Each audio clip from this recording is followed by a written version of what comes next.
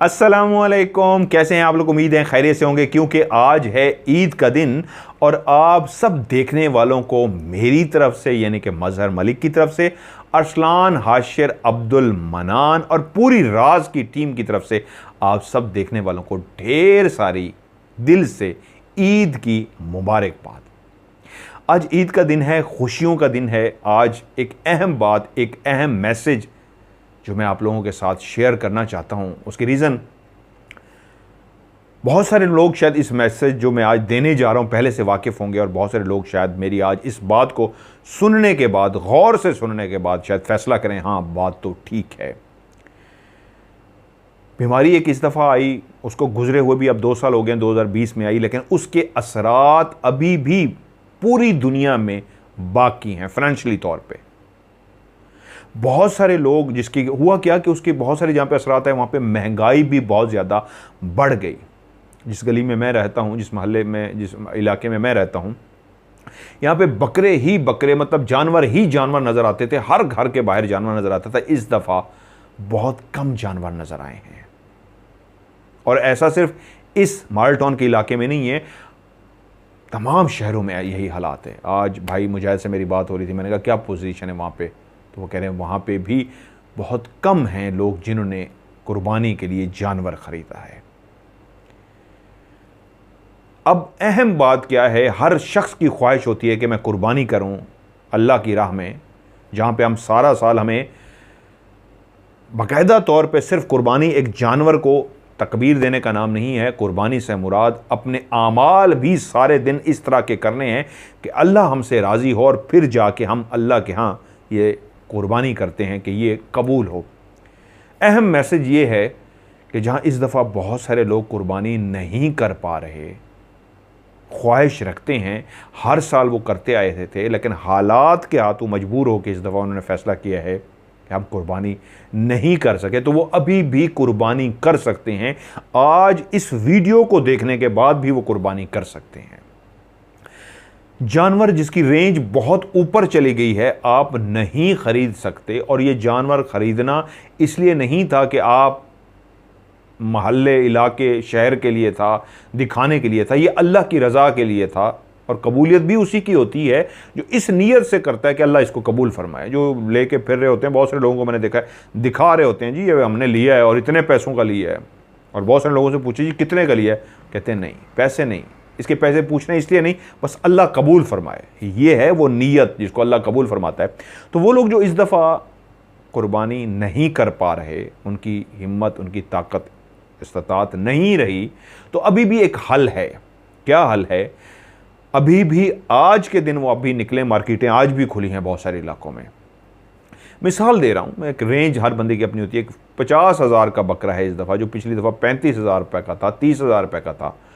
तो 30,000 रुपये की तो आपने कुर्बानी की थी ना, तो आज भी 10,000 रुपया खर्च करके आप उतनी ही कुर्बानी का सवाब ले सकते हैं, क्योंकि कुर्बानी का मकसद भी यही होता है अल्लाह की रज़ा के लिए, अल्लाह इसको कबूल कर ले। और इस दफ़ा इस्तात नहीं है, ताकत नहीं है, ख़रीदने की क़ुव्वत नहीं है, तो क्या करें? 10,000, 15,000 अपनी जेब से निकाले और सीधे उस दुकान पे जाइए जिस पे एक लिस्ट बना के उसको दीजिए, पूरे महीने का वो आपको राशन बना के दे। राशन, किचन का सामान पूरे महीने का। पूरे महीने का सामान लेने के बाद आप जाइए अपने इर्द गिर्द, गली मोहल्ले, हर उस जगह जिसको आप जानते हैं, जो आपके घर के करीब हो, दूर नहीं, या उसको रिश्तेदार को, किसी को भी ऐसे शख्स को जिसको आप फैमिली को जानते हो, जो मांगते ना हो, सफ़ेद पोश हों, हाथ ना फैलाते हों, उनके पास जाइए और इस अंदाज में वो राशन उन तक पहुंचा के आइए कि उनको ये ना लगे कि आपने उन पे एहसान जताया है, बल्कि इस अंदाज इस तरह का होना चाहिए कि रखें, बेल बजाएं या किसी बच्चे के थ्रू पैगाम पहुंचवाएं कि उनको पता ही नहीं लगे कि ये राशन किसने पहुंचाया है।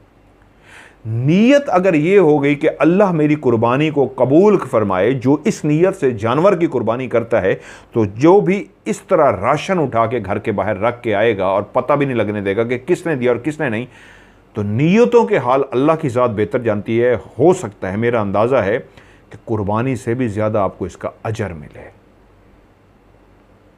ये उन लोगों के लिए है जो इस दफ़ा कुर्बानी नहीं कर पा रहे, जेब इजाज़त नहीं दे रही। और अगर कुर्बानी गली महल्ले को दिखाने के लिए थी तो इस पर तो मैं कोई बात नहीं करूँगा, लेकिन रब की रज़ा के लिए थी कि हम भी कर लेते, लेकिन इस दफ़ा जेब इजाज़त नहीं दे रही।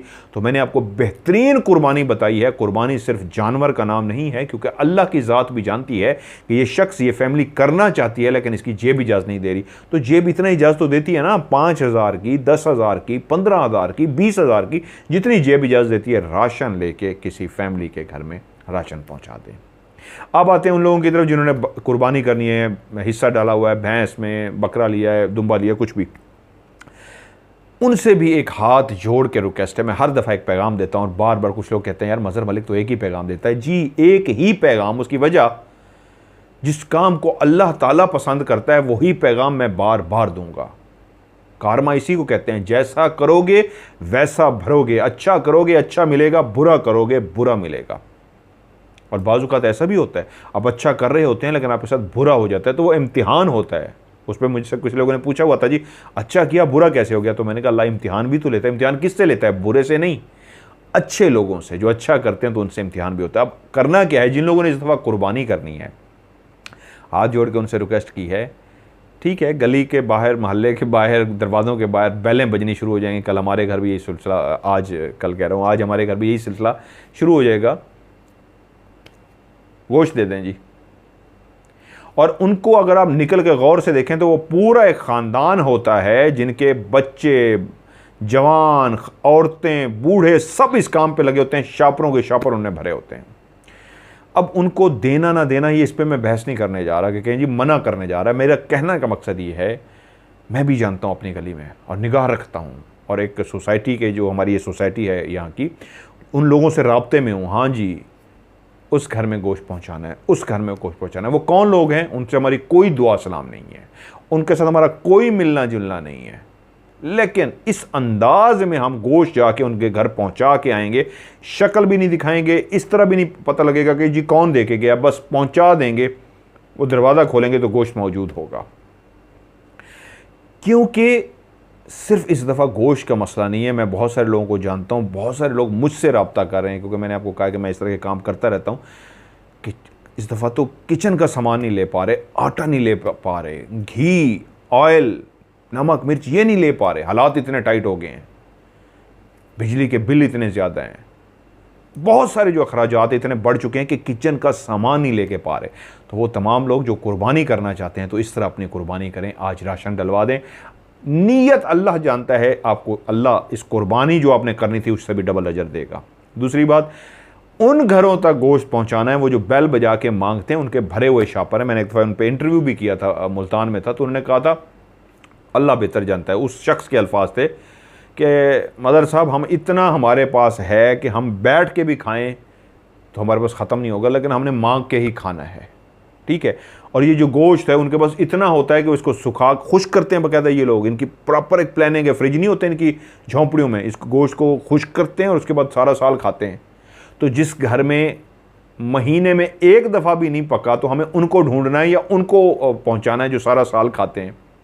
उनको भी दें, कम दें, कोशिश करें हक अदा हो उस कुर्बानी का। अपनी गली में, अपने मोहल्ले में, अपने शहर में, अपने इलाके में उस घर को ढूंढें जो मांगने के लिए बाहर नहीं आएंगे। और आप अच्छी तरीके जानते हैं, जब आप इस मिशन पे निकलेंगे बहुत सारे घरों को ढूंढ लेंगे जो सफ़ेद पोश हैं, किसी से गोश्त नहीं मांगते, कहते भी नहीं है शर्म के मारे कि यार अगला क्या सोचेगा मैं उससे गोश्त मांग रहा हूँ, नहीं कहेंगे। तो ऐसे शख्स असल में हकदार हैं। सबको पता है कितने हिस्से करने हैं अपना, रिश्तेदारों का, लेकिन असल हक जो उनका है वो हैं जो सफ़ेद पोश हैं, जो मांगते नहीं हैं। उनको गोश्त चाहिए, उन तक गोश्त पहुंचाइए, इनसे बचिए जो सारा साल फिर महफूज करके खाएंगे। तो इस अहद, हर दफ़ा जो मैं कहता हूँ वही एक ही पैगाम आज फिर मेरे साथ ईद के इस पहले दिन अहद कीजिए। जिन्होंने कुर्बानी नहीं की लेकिन अगर ज़रूरत है थोड़ी बहुती पैसों की, 2,000, 5,000, 10,000, 15,000 की, तो वो राशन किसी को डलवा दें, उनकी भी कुर्बानी अल्लाह ताला कबूल फरमाए। और दूसरा अहद, जो कुर्बानी करने चाह रहे हैं आज वो ढूंढेंगे, दुनिया के किसी भी कोने में है, चाहे आप ख़रीद के गोश्त क्यों नहीं लेके आते कुर्बानी, बहुत सारे मुल्कों में कुर्बानी नहीं कर सकते, गोश्त खरीद के ले आते हैं, लेकिन ढूंढें ऐसे फैमिलीज़ को जिनको गोश्त की ज़रूरत है और उनके घरों तक गोश्त पहुँचा के आएँ।